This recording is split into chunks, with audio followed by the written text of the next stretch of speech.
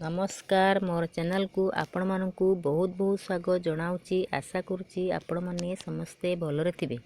वर्तमान जेमिति मात्रा रे गरम होउची केवल किछि ठंडा खाली ठंडा खाइबा को पीवा को इच्छा होउची।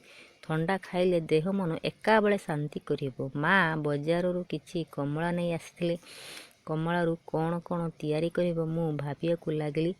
साधारणतः कमला रु आमे कमला जूस कमला रस रु आइसक्रीम तयारी हुए।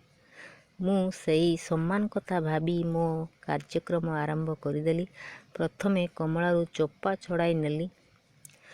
एहीपरि भावरे चोपा छड़ाई नेली। तापरे एही कमला रु थिबा मंजी गुड़िको काढ़ी नेली। जदि मंजी सह कमला को ग्राइंड करिवे ना तेबे कमला रस पिता लागिबो।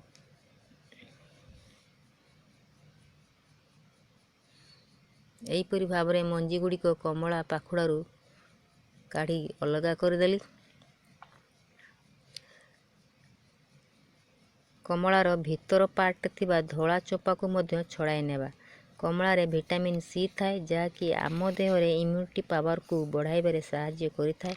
ता छड़ा कमला खाइबा आम देह को हितकर होइथाए। वर्तमान सबु कमला पाखुड़ारू मंजी काढ़ी नेइची। एहाकू एबे आमे ग्राइंड करनेबा। मु कमला जूस तैयारी पई स्वाद अनुसार चीनी और बीट लूण नेइची। आपण चाहिले चीनी को स्किप करि परिबे जदि कमला रस मीठा थाए। वर्तमान ग्राइंडर जार कमला पाखुड़ा चीनी और बीट लूण नेली और 1 ग्लास पानी सेथिरे मिसई नेली। या परे याकू ग्राइंड करि नेबा।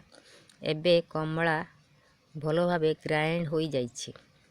वर्तमान कमला रस को आमे छणा साहाय्य कमला रस को छाणी नेबा। छाणीबा द्वारा एथिरे थिबा कमला रस और कमला थिबा खदड़ा अंश अलगा होई जिबे। तापरे एही रस को ग्लास को नहीं नेबा और कमला रस ग्लास रे आपण बरफ खंड व्यवहार करी खाई परिबे।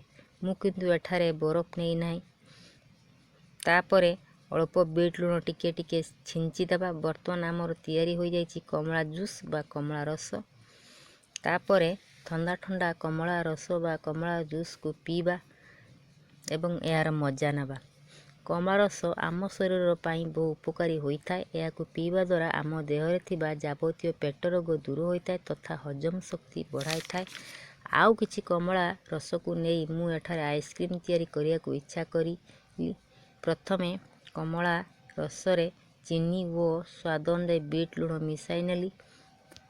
तापरे एही रस को केते गुड़िए पेपर कप रे ढाली नेली। तापरे एही पेपर कप रे को एही रस देई पूर्ण कर नेली।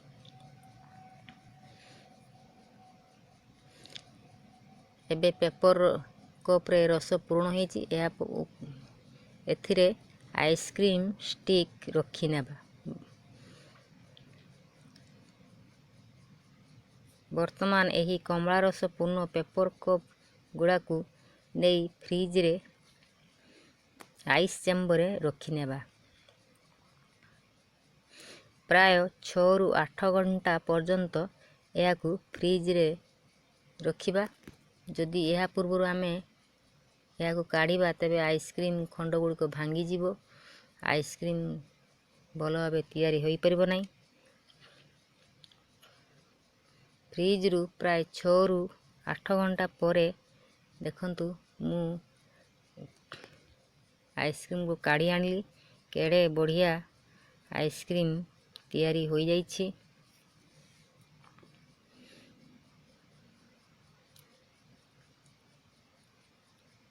मु तो एका बेले जोड़िए आइसक्रीम चाटी चाटी खाई नेली। बहुत बढ़िया स्वाद लगुछि। आपण माने एई भली कमला रस रु आइसक्रीम तैयारी करी घरे खांतु एवं केमती लागला कमेंट रे लिखंतु। और आम परिवार समस्त को मु आइसक्रीम खुआइली। अच्छा आउ गोटे कथा कहबा को भूली गली। हाँ आपण माने कमला खाई सारा पर चपा को कौन करंती। आज मु कमला चपार उपकारिता विषय रे किछिटा कहबा को जाउची। आपण माने कमला चपा को केउ काम रे लगाइबे। प्रथमतः कमला चपा को खरा रे सुखाई दियंतु। या सुखी गला परे सुखिला कमला चपा को तेंतुली आचार କିମ୍ବା ଆମ୍ବ ଆଚାରରେ ପକାଇଲେ ଆଚାର ବହୁତ ଭଲ ସ୍ମେଲ୍ କରିଥାଏ। ଆଚାରର ସ୍ୱାଦକୁ 2 ଗୁଣ କରିଥାଏ ତଥା ଆଚାରରେ ପୋକ ଲାଗିବାର ଭୟ ନଥାଏ। ଏହା ଆଚାରକୁ ବହୁତ ଦିନ ପର୍ଯ୍ୟନ୍ତ ସଂରକ୍ଷିତ ହେବାରେ ସାହାଯ୍ୟ କରିଥାଏ। ଦ୍ୱିତୀୟତଃ କମଳା ଚୋପାକୁ ଗୁଣ୍ଡ କରି ହଳଦୀ ସହିତ ମିଶାଇ ବାଟି ଦେହରେ ଲଗାଇଲେ ଦେହର ଚର୍ମ ରୋଗ ଦୂର ହେବା ସଙ୍ଗେ ସଙ୍ଗେ ସ୍କିନ୍ରେ ବଢ଼ିଆ ଚମକ ଆଣିଥାଏ ଓ ସ୍କିନ୍କୁ ସଫା ଓ ଗୋରା କରିଦିଏ। ଯଦି ଆପଣଙ୍କୁ ଭିଡ଼ିଓଟି ଭଲ ଲାଗିଥାଏ ଭିଡ଼ିଓକୁ ଲାଇକ୍ ଏବଂ ସବସ୍କ୍ରାଇବ୍ କରିବା ଭୁଲିବେନି। ରହିଲି।